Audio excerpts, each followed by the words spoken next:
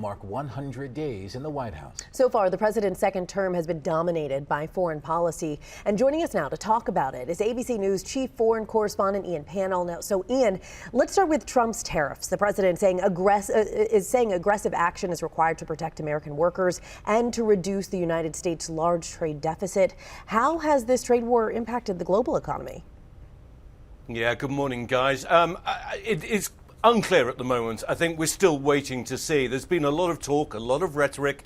Tariffs were announced, tariffs were withdrawn. I think the most enduring tariffs have clearly been against China, but China has reciprocated and refused to back down. So it's clearly not as straightforward as the president certainly made out in the beginning. Imposed tariffs, receive income that's going to benefit the American people. We're not at that stage yet. And we've also seen that a lot of the rhetoric that's put out there is then ultimately drawn back, but it hasn't had a positive effect on the global economy. Uncertainty, the very thing that the markets don't like, has prevailed. People don't know, should they invest, should they not, should they move manufacturing to the United States or not. So I think the jury is still very much out, but instability, uncertainty, not just in economics, but in other areas of foreign policy. Guys? And that uncertainty continues. Ian, we all remember before the election, Trump as a candidate famously boasting that he could end the war between Russia and Ukraine on day one. It is obviously turning out to be more difficult than he expected.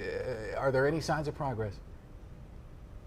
Yeah, right. I mean, I've spent most of the last 3 years inside Ukraine, and it was clear to anyone who'd paid attention that it was never going to be resolved that easily. You have an intractable conflict. You have Russia as the main aggressor. I think there are two key things to be aware of. One, that the Trump administration totally flipped the script, essentially putting the blame on Ukraine for the fact that Russian troops had crossed over the border, putting pressure on Ukraine to make concessions, to hand over mineral resources, to give over land like Crimea, and less pressure on President Putin. The Russians, frankly, are very happy with what they've been hearing from the White House so far. So there is progress towards talks, but no talks as such, no direct talks. There have been conversations between the Americans and the Russians, the Americans and the Ukrainians, but the bombs still keep falling every night across Ukraine and people keep dying. Very complicated conflict there. And we keep hearing it. President Trump has taken this America first stance when it comes to foreign policy. How is that seen by our allies in Europe?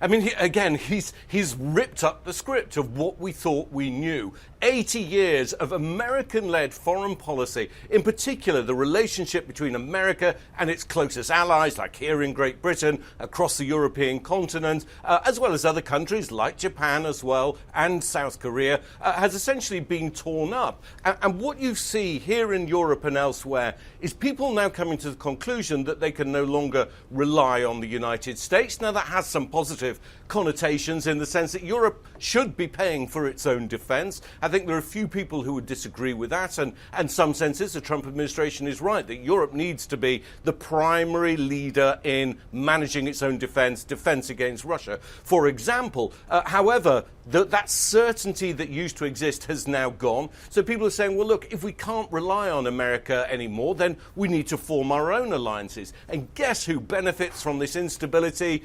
China.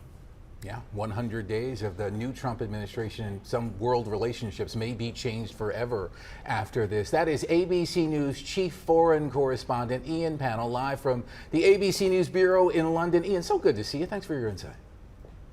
Yeah, thanks, guys.